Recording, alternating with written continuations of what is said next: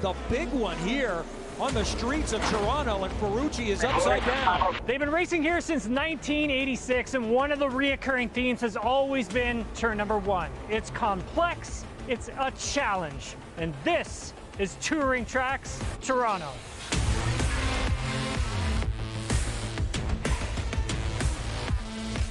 The challenge of this turn starts right off the hop. When the drivers funnel down towards turn 1, they fan out to be 5 wide.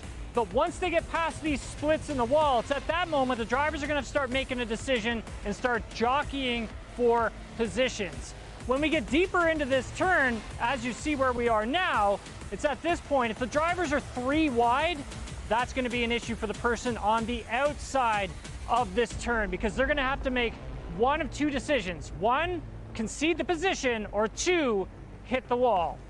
There's really like no wrong way to go about it, but there's all those ways can end very wrong. As racing drivers, you just want to get that gap, try and get that advantage, try and make an overtake early on, but then it just goes to a very narrow course heading into turn 2 and turn 3. At the end of the day, that's part of racing. I think as a driver, you need to be like pushing the limits but not going over it. I think we've seen many big incidents in lap 1. Harvey there not giving enough room for 3 cars. Fair play. He doesn't know probably that Tom Blomqvist is all the way to the outside of Ryan Hunter-Reay, and it's just a function of 3 cars trying to fit through a space only big enough for 2.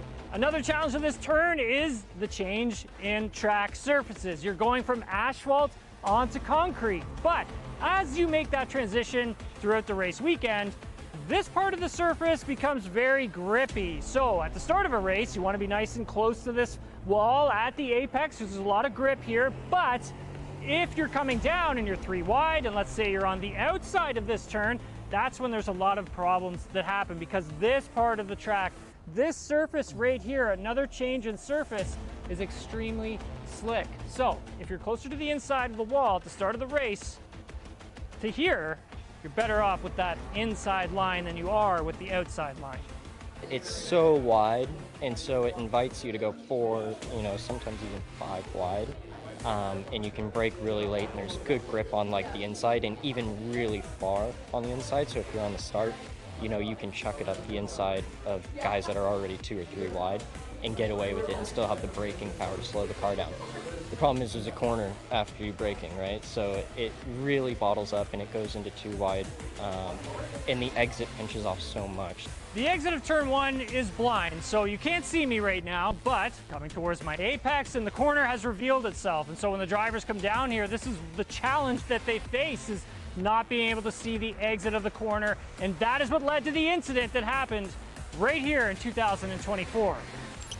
Well used as Pato Award sideways, and Marcus Ericsson.